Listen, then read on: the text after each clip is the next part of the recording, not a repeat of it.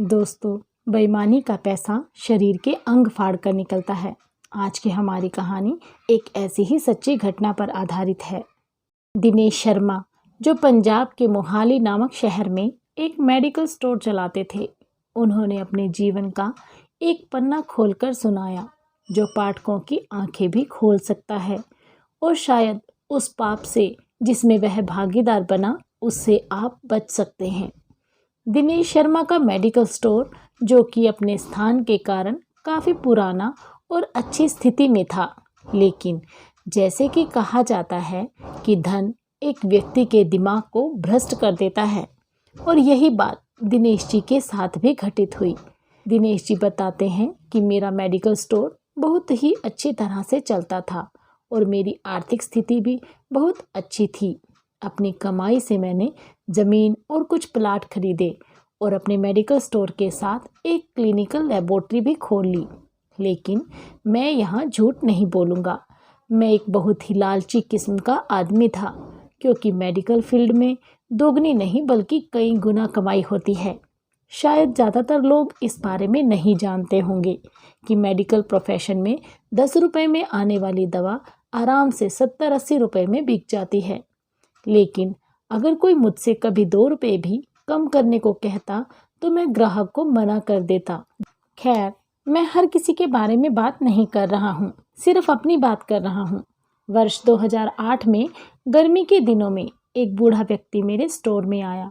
उसने मुझे डॉक्टर की पर्ची दी। मैंने दवा पढ़ी और उसे निकाल लिया। उस दवा का बिल 560 रुपये बन गया। बूढ़े ने अपनी सारी जेब खाली कर दी, लेकिन उसके पास कुल 180 रुपये थे। मैं उस समय बहुत गुस्से में था, क्योंकि मुझे काफ़ी समय लगा था उस बूढ़े व्यक्ति की दवा निकालनी पड़ी थी, और ऊपर से उसके पास पर्याप्त पैसे भी नहीं थे। बूढ़ा दवा लेने से मना भी नहीं कर पा रहा था। शायद उसे दवा की सख्त ज़रूरत थी। फिर उस बूढ़े व्यक्ति ने कहा, मेरी मदद करो, मेरे पास कम पैसे हैं और मेरी पत्नी बीमार है। हमारे बच्चे भी हमें पूछते नहीं हैं। मैं अपनी पत्नी को इस तरह वृद्धावस्था में मरते हुए नहीं देख सकता। लेकिन मैंने उस समय उस बूढ़े व्यक्ति की बात नहीं सुनी और उसे दवा वापस छोड़ने के लिए कहा। यहाँ पर मैं एक बात कहना चाहूँगा कि वास्तव में उस बूढ़े व्यक्ति की दवा की कुल राशि 120 रुपये ही बनती थी। अगर मैंने उससे 150 रुपये भी ले लिए होते तो भी मुझे 30 रुपये का मुनाफा ही होता।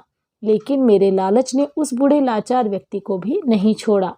फिर मेरी दुकान पर खड़े एक दूसरे ग्राहक ने अपनी जेब से पैसे निकाले और उस बूढ़े आदमी के लिए दवा खरीदी, लेकिन इसका भी मुझ पर कोई असर नहीं हुआ। मैंने पैसे लिए और बूढ़े को दवाई दे दी। समय बीतता गया और वर्ष 2009 आ गया। मेरे इकलौते बेटे को ब्रेन ट्यूमर हो गया। पहले तो हमें पता ही नहीं चला, लेकिन जब पता चला तो बेटा मृत्यु के कगार पर था। पैसा बहता रहा और लड़के की बीमारी खराब होती गई। प्लाट बिक गए, ज़मीन बिक गई और आखिरकार मेडिकल स्टोर भी बिक गया। लेकिन मेरे बेटे की तबीयत बिल्कुल नहीं सुधरी। उसका ऑपरेशन भी हुआ और जब सब पैसा ख़त्म हो गया तो आखिरकार डॉक्टरों ने मुझे अपने बेटे को घर ले जाने और उसकी सेवा करने के लिए कहा। इसके पश्चात 2012 में मेरे बेटे का निधन हो गया। मैं जीवन भर कमाने के बाद भी उसे बचा नहीं सका। 2015 में मुझे भी लकवा मार गया और मुझे चोट भी लग गई। आज जब मेरी दवा आती है तो उन दवाओं पर खर्च किया गया पैसा मुझे काटता है, क्योंकि मैं उन दवाओं की वास्तविक कीमत को जानता हूँ। एक दिन मैं कुछ दवाई लेने के लिए मेडिकल स्टोर पर गया और 100 रुपये का इंजेक्शन मुझे 700 रुपये में दिया गया। लेकिन उस समय मेरी जेब में 500 रुपये ही थे और इंजेक्शन के बिना ही मुझे मेडिकल स्टोर से वापस आना पड़ा। उस समय मुझे उस बूढ़े व्यक्ति की बहुत याद आई और मैं घर चला गया। मैं लोगों से कहना चाहता हूँ कि ठीक है कि हम सभी कमाने के लिए बैठे हैं, क्योंकि हर किसी के पास एक पेट है, लेकिन वैध तरीके से कमाएं, ईमानदारी से कमाएं। गरीब लाचारों को लूट कर कमाई करना अच्छी बात नहीं है, क्योंकि नरक और स्वर्ग केवल इस धरती पर ही हैं और कहीं नहीं। आज मैं नरक भुगत रहा हूँ। जीवन शतरंज के खेल की तरह है और ये खेल आप ईश्वर के साथ खेल रहे हैं। आपकी हर चाल के बाद अगली चाल ईश्वर चलता है।